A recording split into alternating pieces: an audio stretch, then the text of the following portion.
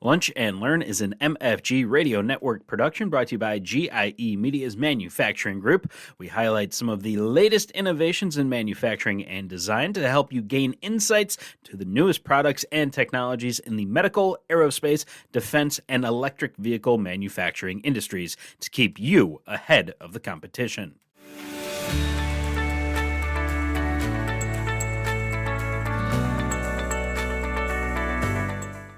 Hello and welcome to the latest Manufacturing Lunch and Learn from GIE Media's Manufacturing Group. I'm Jake Kaufman, Senior Editor. We're happy to be joined today by INSACO as they'll be showing the interesting material properties of ceramics. We'd like to thank INSACO for sponsoring today's Lunch and Learn. INSACO is a precision machining company that fabricates parts from all technical ceramics, sapphire, glass, and quartz.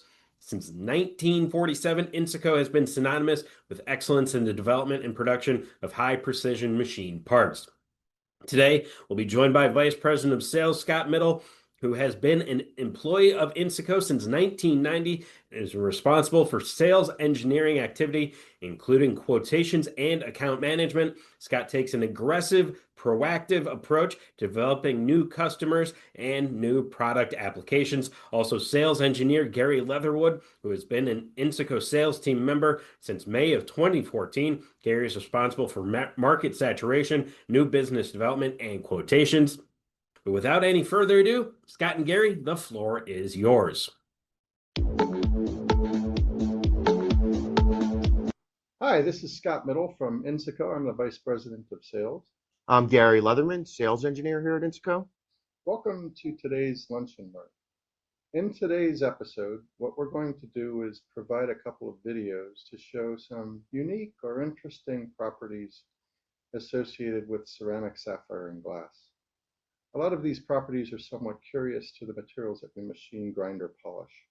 For example, we have zirconia. We'll see an episode with regards to zirconia. We'll see some piston sleeve assembly videos as well.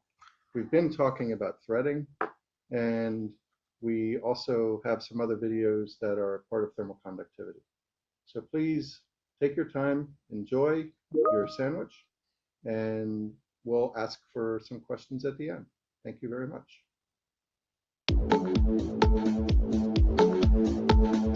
Today I'm going to perform a demonstration on the fracture toughness of two ceramic materials, zirconia versus Maycor. Zirconia, or zirconium oxide, is the toughest ceramic material we machine here at INSACO. Maycor, a glass ceramic, is not nearly as tough as zirconia, but is often used for prototypes when low cost or lead time is necessary. Let's get started. All right, so we moved outside here, and what we have is our zirconia sample and our Maycor sample. And I have here a pretty robust steel anvil and about a 5-pound sledgehammer. So we're going to start off with hitting this Maycor sample with this hammer to see what kind of damage it does. Before we do so, we take worker safety pretty serious here at INSACO, so I'm going to put on my safety glasses. And here we go.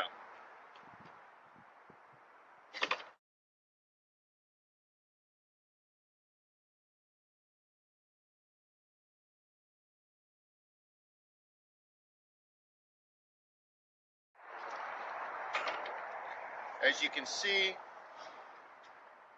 the piece of Maycor got smashed into a lot of pieces. Now we'll move on to the zirconia. I'll attempt to do about the same type of swing from a force standpoint.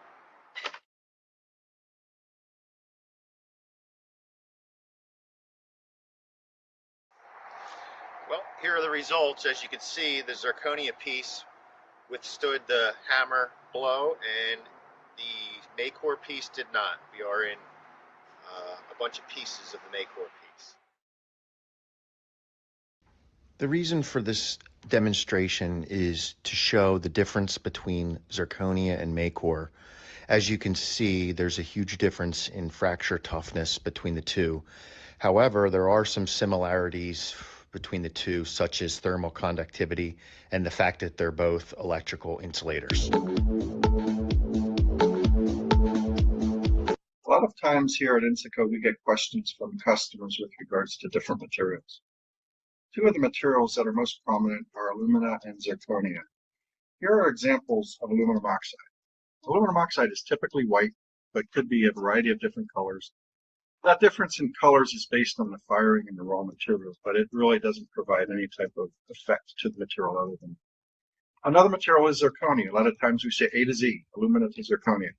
Zirconia is a much higher density material. It has also very good wear characteristics and can be used in human body applications. We find a lot of applications in body for this material. Aluminum oxide is typically more of an electrical application or an electrical insulator. So these are just two of the properties of the materials that we machine. I wanted to talk today about coefficient of thermal expansion with regards to sapphire. Sapphire exhibits a property called anisotropy. It's a very confusing property, and I want to try to describe it here in a show and tell environment with a couple of different sapphire tubes in a bowl. The first thing I need to describe is what is sapphire. It's a very common misconception of what it is. Sapphire can be mined. However, we only work in the crystal grown, synthetically grown materials. Those materials typically are water white. They would be very clear. If you would look at a mined product at a jewelry store, that would typically be blue or have some sort of a hue to it. That hue is due to impurities. We are typically using material which is a very low impurity material. Sapphire is the single crystal version of aluminum oxide. So aluminum oxide, the polycrystalline version, most people are accustomed to. In the instance of this polycrystalline version, this is 99.5% aluminum oxide, and it can be machined, ground, and polished to very good surface roughnesses, probably down to 4 microinches or so. In the case of sapphire, sapphire is the single crystal version of aluminum oxide. So here's an example of a sapphire tube that was manufactured here at INSACO. If we would say that this is a 0-degree sapphire tube, the C-axis, which would be coming out of this face, would be parallel to the rotational axis of the tube itself. This is very critical when you're manufacturing sapphire tubes for infrared countermeasures or for high temperature applications, because you would want this tube to expand and contract uniformly. If it does not expand and contract uniformly, whatever you have attached to it is going to break and leak, because the material that you attach to it wants to be what's called isotropic, meaning it will want to expand and contract as a circle as opposed to as an elongated rod or tube. So we typically have manufactured here in INSACO either R-plane tubes or C-plane tubes, preferably C-plane tubes.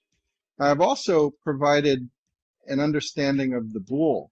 So a boule, this is a very small boule. This was grown by Chiropoulos. This is 20 plus years old.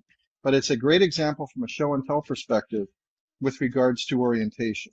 So here is a tube that could have come out of this boule, and this is the C-axis. So the orientation of this boule would be called an A-plane boule, so the A-plane would be coming up out through the boule, and the C-axis is the way we would be core drilling the piece. So again, here is an example. And let me just put this together. So what we're doing is we're doing this. So that is now a C-axis tube. Again, anisotropy is probably the most critical feature of sapphire that is most misunderstood. In the instance of these materials, once you understand the anisotropic behavior of the material, for example, coefficient of thermal expansion is an easy one to show and to describe. But sapphire also exhibits a different dielectric constant. There are a lot of other material properties other than coefficient of thermal expansion which you need to pay attention to, but in the instance of coefficient of thermal expansion, it is the best one to use in the case of the show and tell environment. So again, sapphire is an anisotropic crystal. If you pay attention to that C-axis, your life will be much easier with regards to designing with these materials. want to talk about a material that we machine here, which is silicon carbide. So silicon carbide is actually manufactured several different ways. One is sintered, another is reaction bonded, also CVD, which is chemical vapor deposition process, and also grown as a single crystal. The nice thing about silicon carbide is the fact that it is an extremely high temperature material. Depending on the manufacturing method, it could go up over 2,000 degrees C. It can be polished very nicely to somewhere around a 1 or 2 micro-inch finish. For CVD silicon carbide, because it's a vapor deposition process, it can only be deposited to up to about an inch thick. So for CVD silicon carbide applications, it could really, the thickness is a limiting factor when you're going to design the individual part itself. You can extract it to get longer pieces, but dramatically demonstrate the wide differences in thermal conductivity of various technical ceramics, we set up an experiment where we put standard size rods into a high heat on one end and ice on the other. First, we fabricated simple rods of several materials INSACO typically works with. Then also added similar rods of aluminum and steel for comparison's sake. Next, we placed a heating coil into a protective refractory block, which serves to uniformly apply heat to one end of the rods. The other end of the rod will be placed on a block of ice right here. So we'll have a hot end and a cold end. As expected, many ceramics like quartz and zirconia are highly insulating and took quite a while to transmit enough energy to melt into the ice. But others, especially the CVD grade of silicon carbide, almost immediately transmitted enough heat to readily melt into the ice. In fact, the thermal conductivity of this technical ceramic exceeds that of aluminum metal. At slightly lower conductivity than aluminum is aluminum nitride, which in turn melted into the ice at a slightly slower pace. Aluminum oxide or alumina and its single crystal form of sapphire transmit at a lower rate, but still melted significantly. We do know some practical limitations on this experiment in that all the rods started out at somewhat higher temperature than the ice, so did show some melt during setup, even before the heater was turned on. But the dramatic melt of the CVD silicon carbide certainly illustrates its high thermal conductivity. Perhaps this dramatic experiment will generate new thinking as designers consider material options for their next project. Well, I hope you enjoyed the videos, especially the hammer video. That seems to be a crowd favorite. The next time you have any questions or want to go over a new application, you can give us a call, Scott or myself.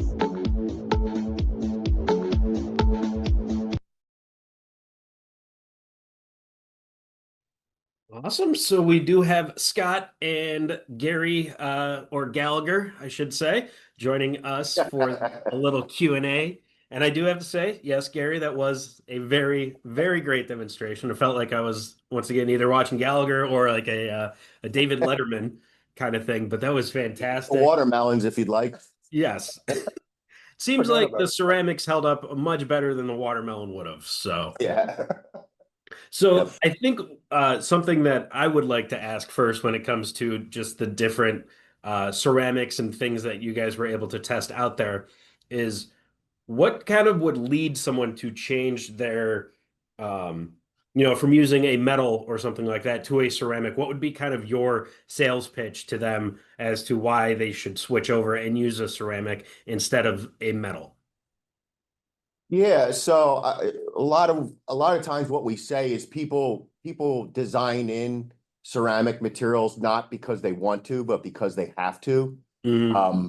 A metal or plastic or some other material won't withstand the environment, and that could be from a temperature standpoint, it could be from a hardness standpoint, from a wear resistance standpoint. So, you know, when you're a designer and you're, you know, designing a component that's going to be in some extreme environment, typically they'll eventually make their way to ceramics and hopefully find, you know, a company like INSACO to purchase, you know, a custom machine part out of a ceramic. And you know, even within the ceramics, they do vary slightly, you know, from property to property. So we'll make, you know, a suggestion or guide someone to a specific ceramic that we feel might be a good fit for their application. Awesome. So obviously it is a very versatile, you know, proponent that you could be using. Obviously, you guys have quite the selection in front of you. Would you want to kind of just go over what kind of things the audience is looking at the moment? Sure. So again, the video that we had done a while ago, this is another bowl. Just making sure you can see it. Mhm. So this is another bowl of sapphire where we core drilled a whole bunch of rods. These rods are for infrared thermometry.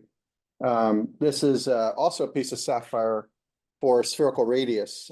This would go on the front of a missile or, you know, could be protective in underwater applications. We also have, in the case of the silicon carbide, it's usually black. So this is a piece of silicon carbide, which again has different thermal conductivities depending on how it's manufactured. So this is centered, this would be single crystal. So this is very high thermal conductivity, in excess of 400 watts per meter Kelvin. And some of the other materials, Aluminum oxide piston sleeve assembly with a 1 to 2 micron clearance while holding cylindricity between the two down to 1 micron for like a fluid metering application. Another aluminum oxide quad collars for a mass spectrometer to hold these metal rods to exacting locations. This happens to be ruby, but a synthetic ruby, which is basically sapphire doped with chromium to get the red pinkish hue. Quartz, fused silica or fused quartz material, sapphire wafer carrier with perforations, which are many small holes for demounting in the compound semiconductor industry. So one of the INSACO, having been machining, grinding, and polishing sapphire since 1947, pretty much on this site. We're on a large 70-acre site, started at the other end of the property in a barn. But we can do just about any geometric feature. So in the case of a tube, we can do the outside polish and the inside polish. And as we had mentioned in one of the last lunch and learns, we also can do threading, whether it be an OD thread. So this is actually very interesting because this is 2 pieces of quartz, which, just to show you, this nut was purchased at Home Depot, and you could put these 2 pieces together and butt end them together. But we're also doing internal threading. This part's quite small, but we can put an internal thread in these materials, which is something which is relatively new. So we can really do and generate any geometric feature that's required from a customer's drawing. But again, these materials are selected because they're needed, not because they're wanted. They're always going to be more expensive. But what happens is it might be 5 times more expensive, but lasts 100 times as long. And so Right. that's where the value comes in with regards to these materials. So our limitation at this point, and I've been here quite a while, since 1990, as my bio had said, the only limitation is the creativity of our customers. And that's really true. It's just, hey, what type of geometric feature do you want? And obviously the other limitation is cost, because it can become costly to do some geometric feature, which is sometimes quite difficult to do. Okay. So obviously you guys also talked, like, mentioning this can be used on a cruise missile. It can be used underwater. Is there, you know, another avenue that you guys are kind of experimenting in, or is it kind of the limit does not exist? That's a very good question. And what has a tendency to happen is people think we make products. We Mhm. actually don't make products, we provide a service. And the Mhm. service that we provide is unique. And because it's unique, it's like, okay, where else could you go to get this done? Whether it be a very small hole or a certain angle or a certain surface finish. So the service that we provide, we are in a lot of different industries. Honestly, probably the biggest reason that I enjoy it so much because it's always something different, whether it be a left ventricle assist device for a patient. I actually had in the course of my history, I had a friend come to a viewing of my mother. And at the viewing, the person who had come as a visitor had a component in their chest that was keeping them alive that was made in the facility. That was very, very, very impactful because here it is, we're making something in order to help people to survive. That was actually a very thrilling for me personally, just because it was like, wow, this really is keeping some people alive for a longer period of time, which was wonderful. Awesome. Well, yeah, if anyone does have any questions for Scott and Gary, they can ask them now at the bottom of your Zoom screen in the chat box or in the Q&A box, whichever. But if we do not have any others coming in, I just want to say thank you so much to INSACO for the presentation today. And obviously a massive thank you to Scott and Gary for, the great presentation. Gary, I don't know if you have to ice down after swinging the hammer or Yeah. anything like that, Yeah. but Might have to. yeah. Actually, his middle name is Thor. Yeah, I can see that. That's right. I understand completely why. So, gentlemen, thank you so much for your time and your expertise today. Always a joy working with INSACO and definitely looking forward to the next presentation that you guys have. Sounds good. Thank you, Jake. Thank you, Jake. Awesome. Thank you guys so much.